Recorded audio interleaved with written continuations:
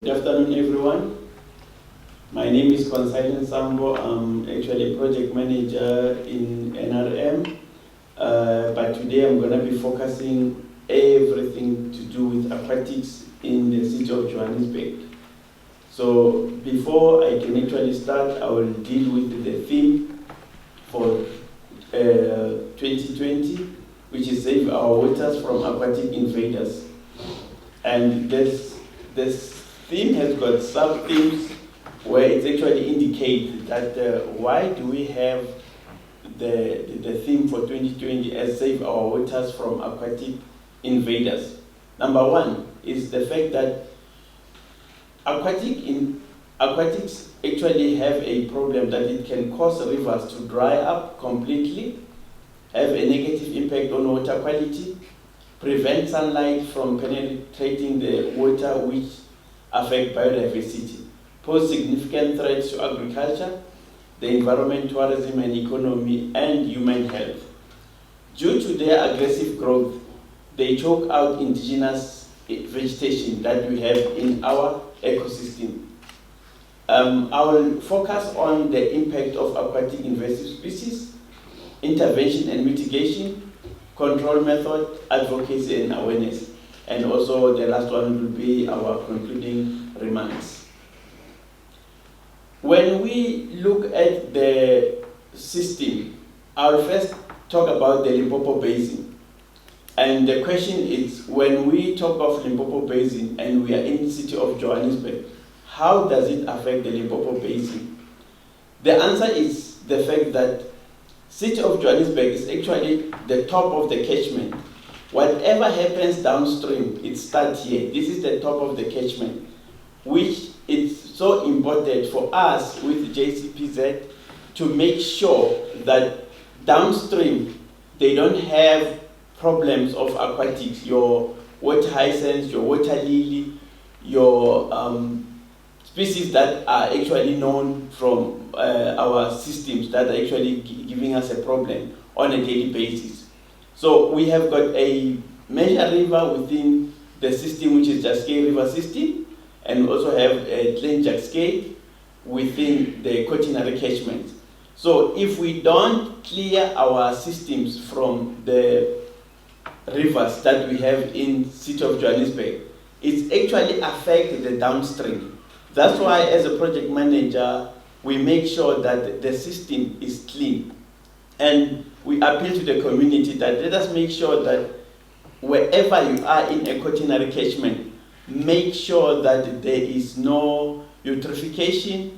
We don't litter the river system because it's actually food for the water hyacinth that is actually you're going to find in Hartebeesport Dam from the system. If we look at the impact of small dams like your Florida Lake, we have got imported species like your national bait, your blue crane, that is actually found in Florida Lake. But because of the system is choked with water lily, and we have got sludge that is actually accumulating, and the community is also putting pressure on the system in the sense that on the quaternary catchment from the upstream, we have so many dirty material that is actually thrown in the system, which is being accumulated at the Florida Lake. Now we have got different types of baits at Florida Lake that are feeding on the plastics. At the end of the day, they die. And it also produces a little bit of smell that is not needed within the communities around the area of Florida Lake. So we appeal to the communities that let us stop throwing bottles and any other thing that is not needed in the lake. If you look at the system, that is actually a crocodile marico system, which the top of the catchment is Jaskei and Roodepoort. From the top of the catchment in Roodepoort, we don't have any water hyacinth, we only have patches. But when you move downstream, you have an example of a lodge called Aloe Ridge and also Cradle Moon, where you have got so many water hyacinths choking the system. And at the end of the day, when we are in the upstream in Joburg City Parks, we don't actually see the damage that is actually happening in the crocodile system. So now you look at your water hyacinths when it's actually winter time, it's brown, it's as if there's no activity that is happening. But immediately when the summer comes, all the seeds that are actually on the system, they start penetrating because of we now having the water which is a little bit warm, and we have more of the invasive species moving downwards to your Hartbeespoort Dam. And if we do something on the upper catchment, then the system downstream is not going to be choked. It will be easy for us to actually control all the invasive species downstream. And in terms of intervention and control, we have looked at how much water do we lose. This is the question that we need to ask ourselves every day, that when we talk of invasive species, my colleague already indicated the regulation, the act about the issue of aquatic system. So I want to just focus on the aquatic system and the types of plants that we have in the system that are actually a problem. And a study was done in 2000 where Lemaitre and Versfeld and Chapman in waters South Africa shows that Western Cape is losing 31.4% of water by evapotranspiration. Olifant system is actually losing 10% of water by evapotranspiration, and also Val Dam, which is actually losing plus or minus 4.2% on the system itself. So this actually tells us as the inhabitants of Johannesburg that if we don't focus on the water system, already Department of Water Affairs and Sanitation, just this week they were actually showing us that Val Dam is almost less than 30% capacity. While we know we've got storage of water down in Harrismith, but currently it's important to actually save the water system. So the aquatic system actually contribute much on the evapotranspiration. So that's the reason we need to make sure that we remove all the aquatics in the system, your water hyacinths, your water lettuce, your water lily.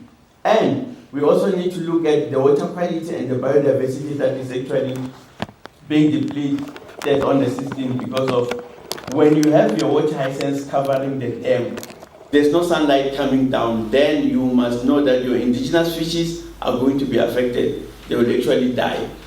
And also we have got invasive alien plants multiply exponentially because of we are the ones feeding the plants with everything that we have. Whatever we don't want in the household, we throw it in the catchment. That makes the plant to actually grow exponentially. The control method already, my colleague indicated that we have the biocontrol, the mechanical method, and also integrated method. But when we look at your biocontrol, each and every species has its own biocontrol. For example, if we have water hyacinths, we have got an animal that is going to be looking at that particular leaf eater or a stem borer. And also when you have your water lettuce, you still have that particular ant that's going to deal with that particular plant, which is your leaf eater or your stem borer, to actually minimize the exponential growth to be controlled. And also while you do your integrated method, removing some of them mechanically. And I also urge the community that let us try to be safe. Wherever we are seeing some of these things, let us communicate to authorities, the relevant authorities in the areas that we need to embark on actually removing some of these aquatic species in the system, because it's quite dangerous. Sometimes you can fall inside and you look at your water hyacinths, you think if you fall inside the water hyacinths you can easily go out, which is not possible because of the forest mat is actually having a forest mat of plus or minus 40 kilograms. If you fall inside, it's going to be difficult for you to come out. So that is one of the things that I actually urge the community, that before you actually do your own removal, communicate with the authorities of the area. JCPZ is available, DIA is available, all the companies that are doing clearing, that has got expertise in terms of removing aquatics and also some of the terrestrial systems.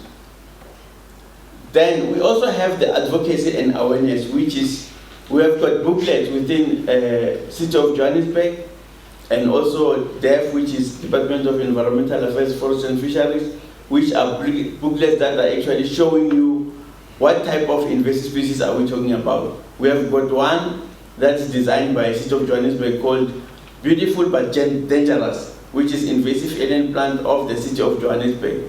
Please familiarize yourself with this type of booklet to know more about the impact of the plants that we have. And also lastly, just to look at your awareness, that every year in October, we actually make sure that the public know about the issue of impact of invasive species, which is this year we're focusing on the aquatic system, but all the other years we're focusing on the terrestrial systems. Okay, concluding remarks. I just have two quotes here from the environmental activist Wangari Mutai. She indicated that you cannot protect the environment unless you empower the people, you inform and help them understand that the resource is their own. And also the last quote is from Mr. Henry Ford, which is, working together is a success. Thank you very much.